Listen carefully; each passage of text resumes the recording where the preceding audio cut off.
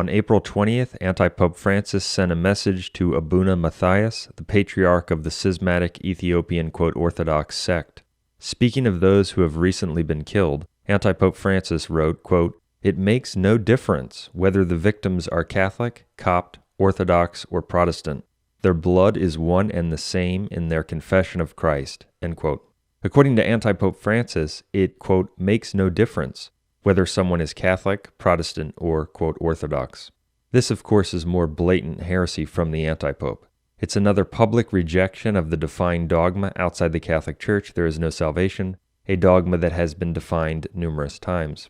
It's also a public rejection of the dogma declared by Pope Eugene IV at the Council of Florence that, quote, "nobody can be saved, no matter how much he has given away in alms, and even if he has shed blood in the name of Christ, unless he has persevered in the bosom and unity of the Catholic Church." End quote.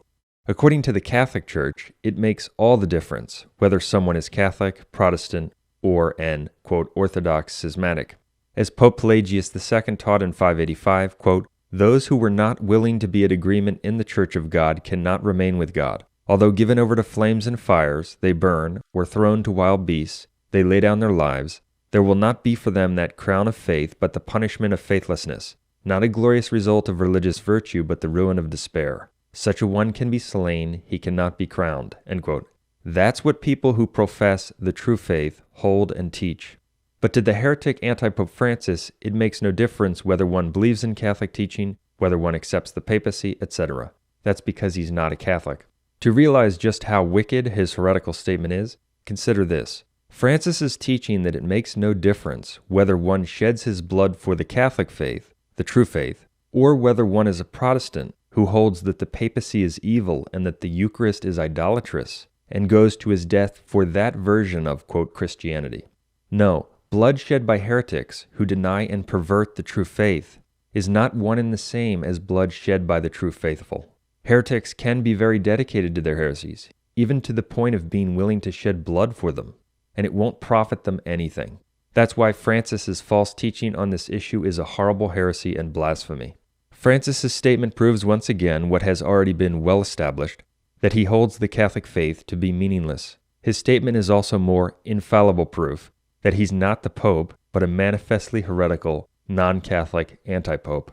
His statement also demonstrates once again that he doesn't profess the true faith, but a false faith. Only those who profess the true faith can be considered in the Catholic Church.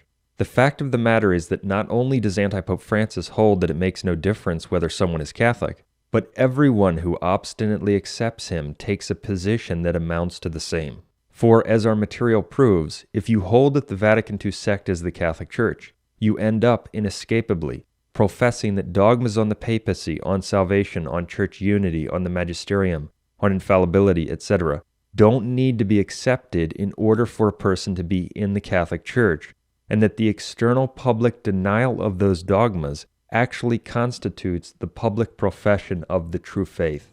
That's why so-called traditionalists who think they are fighting for aspects of tradition within the Vatican II sect and while recognizing the post-Vatican II antipopes are so deceived. Their efforts are in vain.